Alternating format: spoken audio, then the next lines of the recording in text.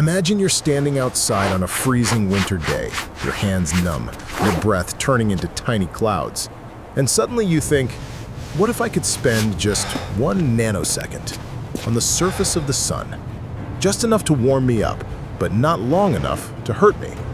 A harmless idea from an 8-year-old kid shoveling snow? But today, we're going to find out if that idea could ever work. This is What If, and here's what would really happen if you teleported to the sun for 1 nanosecond. First, let's start with the number everyone forgets. A nanosecond is unbelievably short. Light itself only travels about 30 centimeters in that time, less than the length of your arm. And yet you are about to place your body into a furnace that burns at 5,800 Kelvin. But surprisingly, you wouldn't even warm up. In that single nanosecond, the energy hitting your eyes would be around 1 microjoule. That's basically the same amount of light you absorb if you briefly open your eyes in front of a computer screen. Your visit to the sun would feel like a quick flash of light, not heat, not pain. Just a blinding, fading glow your brain would process long after you returned home. Your retinal cells need thousands of nanoseconds to send a signal to your brain, so you'd be back in the snow before your brain even knew anything happened. Okay, but what about your skin? You're standing on something hotter than molten steel. Surely that must do something, right? The truth is, not much.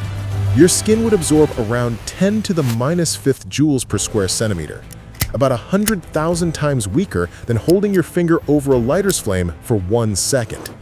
So strangely enough, standing on the surface of the sun for 1 nanosecond would barely touch you. You wouldn't heat up, you wouldn't burn, you would feel absolutely nothing. But don't celebrate yet, because this is the last moment where the story goes well for you. From here on, things get worse, much worse. Because the surface of the sun is the coolest part. Accidentally teleport just a little deeper, and you're no longer dealing with thousands of degrees. You're dealing with millions. Here, the Stefan-Boltzmann law tells us exactly how fast you'd heat up. You'd reach the threshold for second-degree burns in just 1 femtosecond. A femtosecond is a millionth of a nanosecond. You plan to stay for 1 nanosecond, but inside the sun, you'd be exposed to 1 million times the danger before that time even ends. And here's the part nobody thinks about. Inside the sun, the light isn't light anymore. It's X-rays. Lots of them. Hard X-rays. Soft X-rays. All deadly. They don't stop at your skin. They pass straight through, cooking your organs, breaking your DNA, ionizing every cell they touch.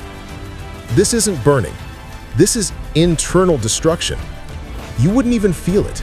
Your nervous system doesn't work fast enough to understand what's happening to you. This entire scenario reminds us of the Greek myth of Icarus, the boy who flew too close to the sun.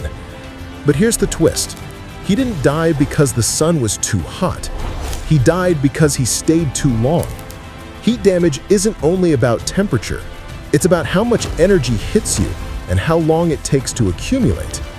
Even the hottest material can't melt anything unless it has time to deliver enough energy. Icarus stayed too long. But you're doing the opposite. You're not staying long enough for the heat to reach you.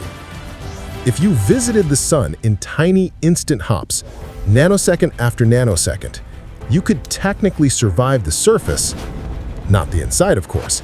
That's still instant death. But the surface, 1 nanosecond at a time.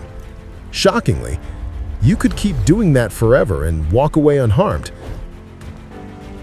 So, back to AJ's childhood idea. Would teleporting to the sun warm you up? Absolutely not. Not even a little. Would it kill you? Only if you went too deep. The surface is more like a flash of light than a furnace. The dangerous heat needs more time to build up. Inside the sun, you wouldn't survive long enough to understand what happened. The universe is full of things that seem deadly at first glance, but the real danger isn't always the temperature. Sometimes it's the time you spend there. Sometimes it's the invisible energy you never see. Sometimes, the million nanoseconds your brain needs to figure out you've just witnessed the impossible. So, next time you're out in the cold, freezing, shoveling snow, remember this. You could spend a nanosecond on the surface of the sun and return exactly the same. This is What If. And if you want more journeys into the impossible, you know what to do.